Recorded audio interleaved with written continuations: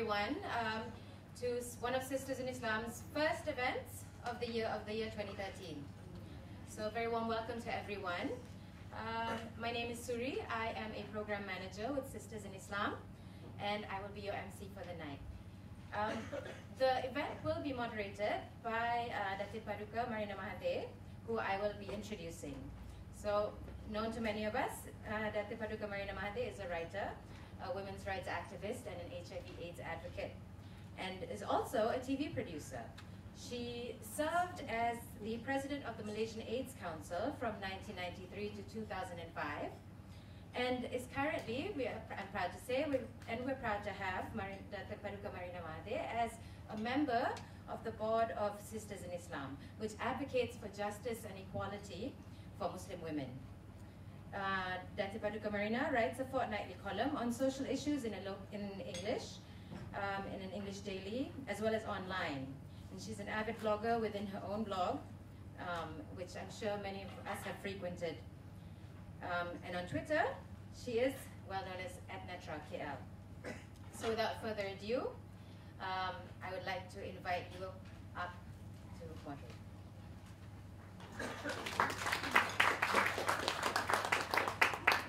Thank you, Suri. Assalamualaikum, good evening. It's really nice to see a full house tonight. Obviously, this is a hot issue.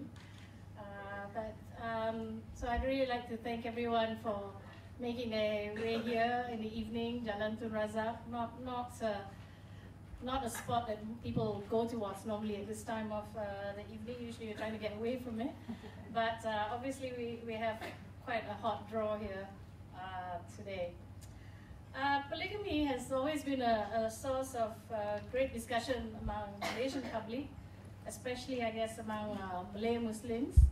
It's something that is often whispered about, giggled over, and a source of great mirth. Lots of jokes. If we remember the P. Ramlee movie Madu Tiga, about a man and his 3 wives, polygamy was seen not only as something desirable, even if a bit complicated, but always in a very light-hearted way. However, Sisters in Islam, through our Telenisa legal advice hotline, found that the realities of polygamy is far from being a laughing matter. The complaints and the suffering of women involved in such marriages are very real, and they needed some solutions to their problems and a balm for their suffering. Our previous attempts to raise this issue, we had a campaign several years ago on promoting monogamy, was met with much negativity, to put it mildly, including accusations of being anti-Islam. Yet we kept meeting women and their children whose lives had been severely impacted by polygamy. In 2007, we decided to embark on a study to truly look at the impact of polygamy on women and families. So more than 1,200 people were interviewed: husbands, first wives, second wives, children of first wives, and children of second wives. With such a large cohort of interviewees, respondents we call them, this is the first study of its kind in the Muslim world that had such a big group. And the results of this study are now being analyzed and being written up, and we hope to publish these in a book sometime later this year. So watch out for it. As part of this process, we've organized a symposium yesterday, today, and tomorrow to discuss the findings and to obtain feedback from other academics, experts, to ensure that our methodology is as rigorous as can be, and that we are analyzing it properly. And among these academics are several experts from abroad who have done studies of their own on polygamy in various countries. And we felt that their knowledge and expertise and their own research studies are so interesting that they should be shared with the public, and that's the reason why we've organized this public forum tonight. And so this evening we are pleased to present the 3 speakers who will present their research among various Muslim polygamous communities, and I shall introduce them individually before they speak. But we are beginning with something really very interesting. We are beginning with a documentary. And this documentary, because as part of the process of doing our study on the impacts of polygamy, we had the opportunity to actually video some of our respondents, with their permission of course, and as well as other people who have opinions on the subject. And they've been edited, these videos have been edited into 3 documentaries. And so tonight we will actually begin the program with a showing of one of them called Anisa. Anisa is, of course, means the women is Surah number 4 in the Quran. And before we begin, I'd just like to remind everyone to keep their headphones on silent so as not to disturb the proceedings. I'd also like to inform you that the panel section, just the panel section, will be live streamed over the net. So just to be aware that there's a much larger audience that will be following the discussion and also following us on Twitter using the hashtag #LovesAndLives. So do sit back and relax for the next 25 minutes while you watch Anisa.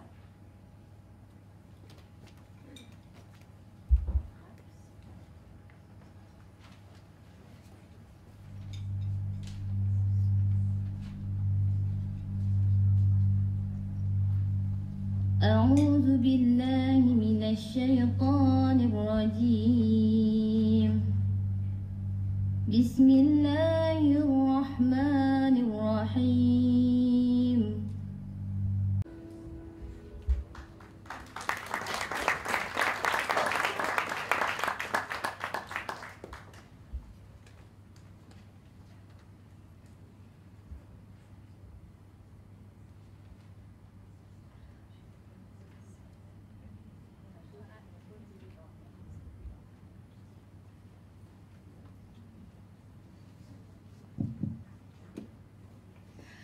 There you go. Insightful, wasn't it? I thought what was quite interesting was the line in there by one of the people we interviewed, which shall remain unnamed, who said that, you know, polygamy has probably been around since, you know, human beings first inhabited the earth. As I recall, when human beings first inhabited the earth, it was one man and one woman. So I'm not sure how polygamy occurred between them. And then they had Cain and Abel, right? 2 sons. So how did that happen too? Huh? Anyway, well, we shall now proceed to the panel proper. And it's really my pleasure to invite the 3 presenters today. You might see in the program that one of the papers is actually by Dr. Alian Al-Kranawi, Professor and former Dean of School of Social Work, Memorial University of Newfoundland, Canada. But unfortunately, due to unforeseen circumstances, he couldn't come. So his paper will actually be presented by Dr. Nurani Osman. So may I now call on all 3 presenters to come to the stage, and I'll introduce them one by one.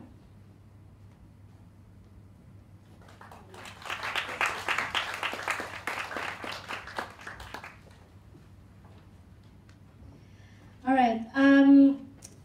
It's a real pleasure for me to introduce our first speaker. Because I've heard her twice already in the past 2 days, and she's really very engaging speaker. Plus, you know, her knowledge on this issue, on her studies, is so so deep. She's done so much work on it. Dr. Nina Nurmila is from Universitas Islam Nasional in Bandung, where she teaches gender studies in Islamic studies. She has had an illustrious academic background, which you can read, I'm sure, on a piece of paper, from various universities in Indonesia and Australia, and is the author of a book called Women, Islam and Everyday Life, Renegotiating Polygamy in Indonesia, which is also the topic of her presentation today. So, may I ask now Dr. Nina Nurmila.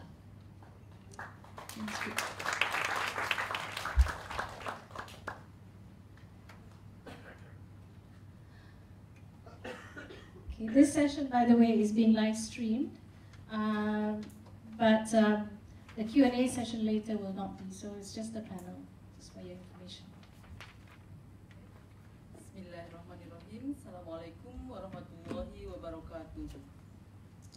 Thank you very much for your generous introduction, and thank you very much to Sisters in Islam who has invited me to this forum, a very honorable forum for me.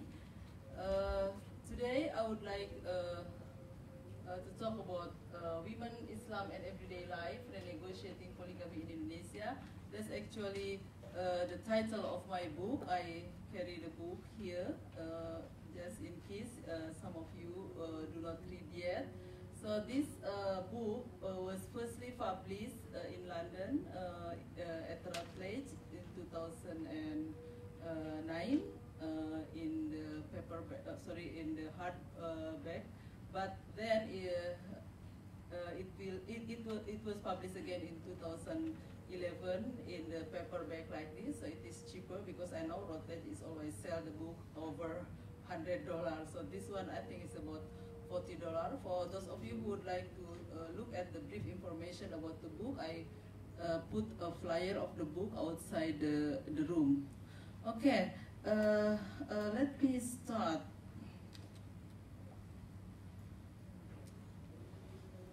Okay, so this book is based on my PhD thesis, which I did in the University of Melbourne in 2002 until 2007, and I wrote the book based on my PhD fieldwork. I did it at the end of 2003 until April 2004. So it was 4 months fieldwork. It is, I think, for the anthropologists that's a quite short time, but usually the anthropologists come from all over the world somewhere and need to learn about the culture. But in my case, Indonesia is my country, so I have known much about my country, but I didn't know yet about the polygamous marriage. And field work was conducted in 4 cities, Jakarta, Depok, Bogor, and Bandung. Bandung is the place where I work now. In the 4 months field work, I interviewed people involved in polygamous marriage, such as polygamous husbands, first wife, second wife, third and fourth wives. Yeah, it is very rare that the man has third and fourth wife. It's only for the very rich person like Puspa Wardoyo. Puspa Wardoyo is the restaurateur who have Wong Solo restaurant. It was from that man actually I began to be interested in doing research, because that man promoted polygamy to be beautiful.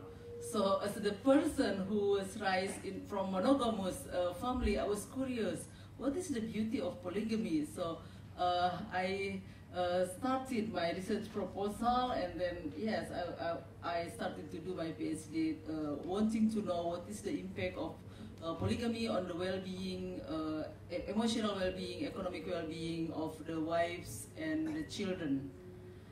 And other than that, I visited Bandung Religious Court to see the legal or the applications come to the court in the religious court, because in Indonesia polygamy is legal, but it's similar to Malaysia, but the government regulate that in order polygamy to be legal, a husband has to ask the permission from the court. And the court, the religious court, could only grant the permission if the person meet the requirements. I think I mentioned in the presentation about the requirements for polygamy, like the consent of the first wife, the written consent, and then the statement that the husband will be just to the wife and their children. And then the husband need to show the financial capability of supporting wife and children. Yeah, and the statement that he will be just to the children and the wives. Okay. you could ask me about the process of the research. I have talked about it in the earlier presentation. Please feel free to ask me more about the process. But basically, if I look at the context of Indonesia in 2003 and in 2004, the time when I was doing the field work, at that time our president was Megawati Soekarno Putri. Megawati Soekarno Putri is the daughter of Sukarno, and we know that Sukarno has so many wives. And then at that time, the vice president was Hamzah Haj. Hamzah Haj is publicly known to have 3 wives. So it was like the peak period of the expression of freedom of people to express about the agreement of the polygamy, that practicing polygamy is okay.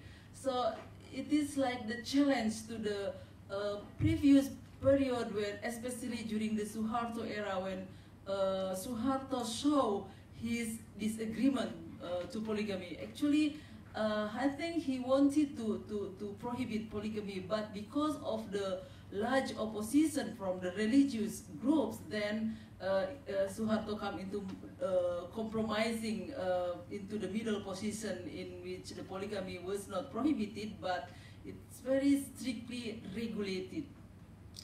Okay, so I group the results of my research shows I group Muslim interpretation of polygamy into 3 categories. Yeah, I call it the interpretation because it is not the Quran which says that polygamy is permitted in Islam. No, if you search in the Quran, you cannot find that ta'adudu zawjah halal like that. No, there is no such kind of verses saying that polygamy is permitted in the Quran. Yeah, but it is interpretation of the Muslim. I need to emphasize that this is interpretation to the Quran, and as the interpretation of the Quran, I group it into 3 categories of interpretation. So interpretation is human made. It's not the Quran. The Quran doesn't say ta'adudu zawjah halalun or it is not mentioned at all like that. So the interpretation, I categorize it based on Abdullah Said categorization, the textualist, the semi-textualist, and the contextualist. So the textualists, the people who read the Quran literally, tend to see that polygamy is permitted in Islam. And then the second category of interpretation, so human made, human thinking, Muslims who see that polygamy is permitted in Islam with the condition that they should be just in treating their wives. And then the third is Muslim who see that Islam indirectly prohibits polygamy and is in favor of monogamy. So that's what I call contextualist. So there are 3 groups of interpretation. If I roughly calculate how many of the percentage of Muslim who see polygamy is permitted, I think it's only about 10%. So that's the Puspawardoyo group, who actually, most of them do not study about religion. They see the Quran from the translation. They don't really know Arabic. And then the second, that's the middle ground. So that's the majority. I think that's about 70 to 75%. So people in Indonesia like to be in the middle, not this, not there, in the middle, because it is safe enough to be in the middle. But it is going nowhere. And the third one is mostly educated people, and people mostly like previously it was silent, but now with the increasing number of educated people, I think the number increased like 5 to 7% who see that polygamy is implicitly or implicitly prohibited, and it's basically Islam is in favor of monogamy. Okay, so it is easy to explain how the literalists read the Quran. I think and they mostly read the Quran only a partial of the Quranic verse 3, An-Nisa verse 3. they never go to the verse like An-Nisa the second and then An-Nisa 1 to 9 that the beloved have shown. Yeah, and I write mostly because some of my research participants do not understand the verse itself. They only hear about it. So when I ask the participants, do you know about the Quran? No, I never read the Quran. So what I hear from the Ustad, so that's what they say. So they don't really know the Quran. So this is the verse An-Nisa the second, who it is very rare to be referred to, but I think the discourse of polygamy started from this verse. I'll discuss it later. And then this one is the Quranic verse 3. I'll provide the translation. This is mostly quoted. And then this one is the An-Nisa 129. It was read in the movie you just saw. Okay, so this is the translation of the Quranic verse 2. So to open restore their property. So I will discuss this when I explain about the contextualist interpretation of the Quran. So this is actually about the caring for the orphans. And this one I highlight. Okay, the textualists mostly only refer to the bold part. Marry women of your choice 2 or 3 or 4. This means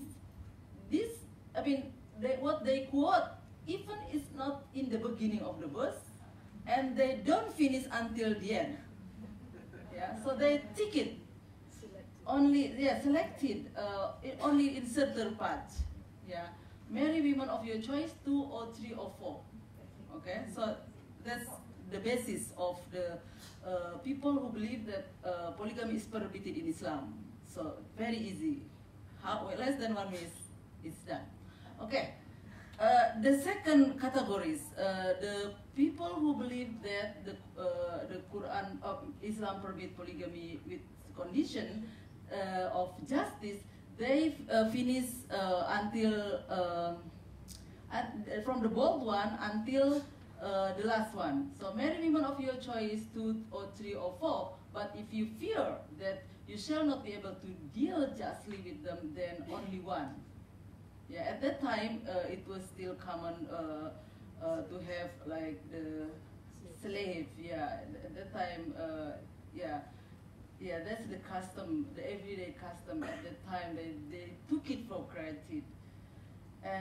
So that will be more suitable to prevent you from doing injustice. So justice is the requirements for polygamy, and then to be able to be just, then the court specify, for example, the wife should know if the husband will marry polygamously, because how could you be just among the wives if one of the wives didn't know about the marriage? Yeah, because it is about how could one night you disappear, no information, and then where's the money? Usually you give, for example, in my case, there is a husband who always give all the money to the wife, but then he gradually reduced the amount of money, and then, well, the change happened when, how about paying the bill? How about the food for the children? So that's affected the economic well-being of the first wife. So to be just, it needs to be like the declaration or the discussion first before taking another wife. So it is written in the law, because law is actually, should be anything measurable. Okay. The third one, the contextualist, that's a bit difficult to explain, and it takes a little bit more time, because the people, the group of people who believe that polygamy is prohibited in Islam, approach the Quran context, not only contextually but also more holistic approach, not just partial of the verse. Well, contextually, it was already described by some of the ulama mentioned in the film, in the movie. It was said that this verse was revealed during after the war, when many people died, when women died in the war. So to protect the janda, the widows, and the orphans, then the prophet assigned guardians, male guardians, to protect the women who were not used to take care of the big amount of money. Okay? But some of the men who were assigned to be guardian of the orphan and widow, they thought that, okay, maybe the janda or the widow didn't know how much money they have. So, and also the orphan, they never took care of the business. Usually it was the man. Then they took out some of the money, or they exchange. Like, for example, if you have like a very large house, or not house, maybe field, or how many camels you have, you didn't know that. Then they exchange that with the bad one, or so God's know, and God's reveal the verses that to open restore their property. So give the open money. Do not exchange your good things with the bad one. Do not mixing up with your own. So that's a great sin. So the God knows better about the heart of the male guardians, and some of male guardians also wanted to marry the orphans, the rich orphans, for their beauty and for their wealth, for their money. But they don't want to pay the mahar, the dowry. They want, for example, the actual, the acceptable amount of the dowry is, for example, 5,000 ringgit. Oh, they are the orphans. If I pay them half of the dowry, only 2,500 ringgit, she cannot protest me. So they do. They use economic calculation to take it as much as possible, but to give the smallest amount as possible. So God warned them. So if you fear that you shall not be able to deal justly with the orphan by marrying the orphans, then marry other women. Yeah, you can marry how many? Many of your women, not the orphans, 2, 3, or 4. But if you fear that you shall not be able to justly, then only one. Yeah. If you cannot afford to have one wife, then marry the slave, because by marrying slave you can only pay half of the dowry. So that will be more suitable to prevent you from doing injustice. Yeah. So that's the contextual, and the third group also refer to this verse that you are never able to be